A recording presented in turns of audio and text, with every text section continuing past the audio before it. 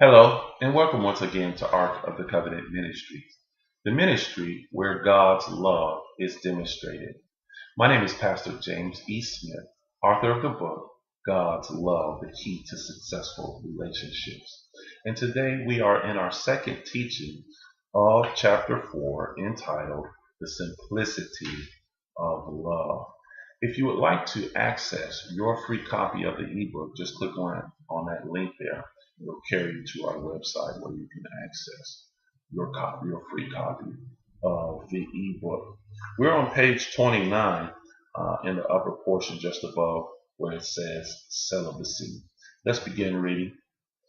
It says, God's love not only empowers us to love our neighbors unconditionally and sacrificially, but also those we are considering for holy matrimony.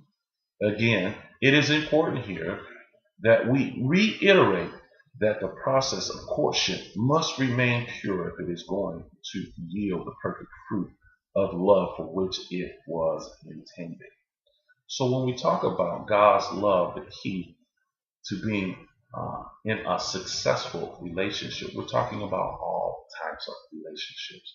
Of course, relationships with your family members, such as your mom, your sister, brother, um, friends, co-workers, love relationships, even with your enemies. But here we are approaching a concept of love relationships that deal with uh, holy matrimony. You're considering a person to be your spouse, your soulmate, someone you're going to love until death do us part. So while you're considering someone to be your spouse, you're in a dating relationship, you're courting someone, it's very important, I believe, to remain celibate. It's very important to remain celibate for many reasons, and we're going to get into some of those reasons in a moment, one of which is clear vision. It's important for you to have a very clear vision in your dating relationship.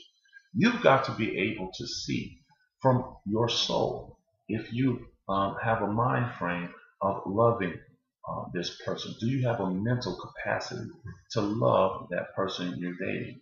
Or you have to be able to tell and see have a vision in your emotions, emotionally. Do you love this person? Are you really in love with this person emotionally? You have to be able to tell if you love this person from a perspective of your volition, your decision making. Okay, that's important, as well as from a spiritual perspective.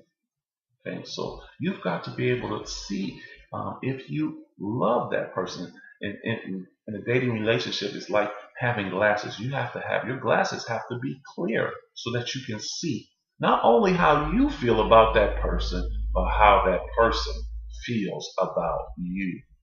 You've got to be able to see and have a clear vision to see if that person loves you unconditionally from a mental perspective capacity, as well as from an emotional capacity. Okay? You have to be able to tell if that person loves you unconditionally and will give to you sacrificially. Okay? So it's important for you to have a clear vision. If you become involved in sex in this relationship, then your chances of having a clear and untainted vision is next to none. Okay? When you become involved in lust and the relationship becomes impure, your vision, those glasses become dirty, blurred. Your vision becomes blurred then. Okay? And then you're not able to see if you really do love this person or that person really does love you. So it's very, very important for you to remain celibate in that relationship that you're considering to be a spousal relationship. As well, if you have become sexually active with someone, it's not too late to become celibate.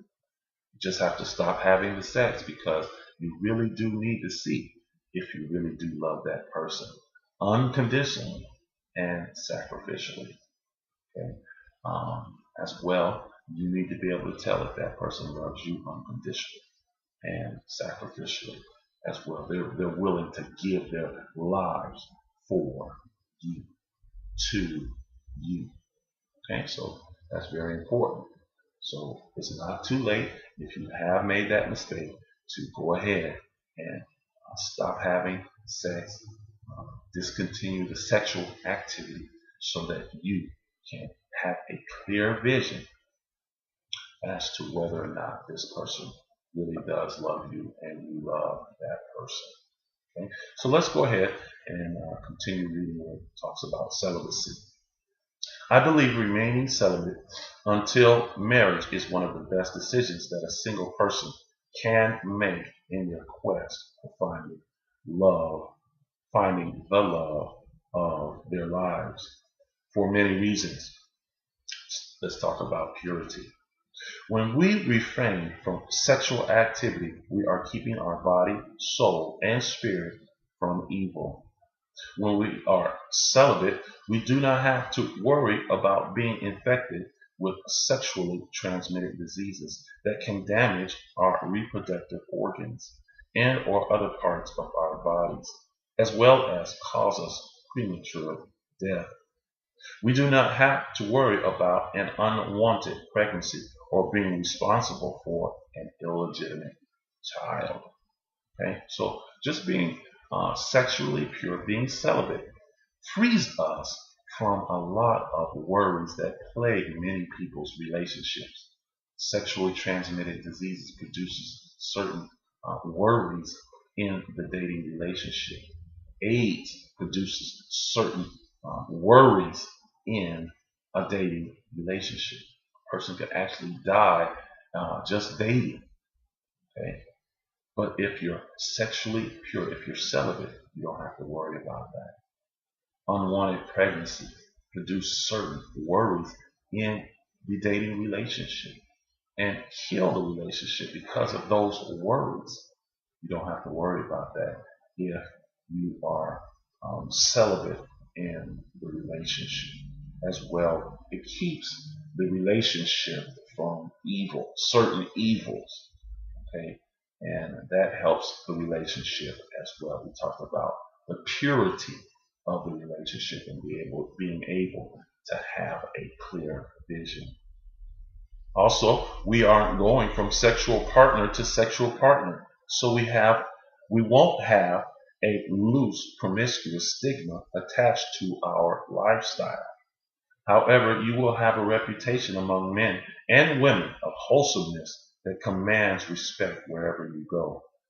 The energy that you would have expended through fornication would then be stored and reserved within you to produce a glow that will cause you to succeed in all areas of your life.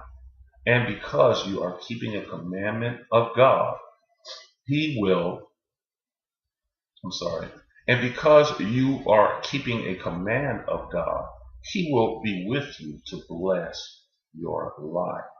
So when you are celibate in your relationship, it blesses your life in so many ways. Not only keeps your life from certain curses and words, it blesses your life. Why? Because you are keeping a commandment of God.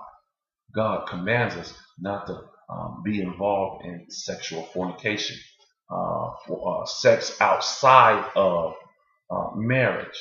Okay, so when you're keeping that commandment, you're obeying God. When you obey God, you have certain blessings from God in your dating relationship. You now have a greater opportunity, a greater success rate for you finding true love in this particular courtship. Okay, so that's very important. It also keeps you from having a promiscuous stigma attached to your lifestyle, and it allows people and brings people closer to realizing that you have a pure lifestyle about you. Okay? And that's important. You have a pure reputation. When you have a loose reputation about you, maybe certain people wouldn't want to date you. But if you have a pure lifestyle attached to your lifestyle, a pure reputation attached to your lifestyle, then more men and or women would want to date you, okay, because they see more value in your life. Okay, so that's important as well. Also, when you are not expending your energy, sexual energy, in sexual relationships, you're not wasting your energy, your sexual energy in a relationship. That energy is stored up in your body, your soul, and your spirit. And it is expended then some other way, probably in your career, probably in your gifts and talents that God has given you. So you have a greater rate, a success rate in your career or in the gifts that God has given you. You have a greater chance of being successful because you have more energy, you have a more valued energy in going to do the things you are called to do in life.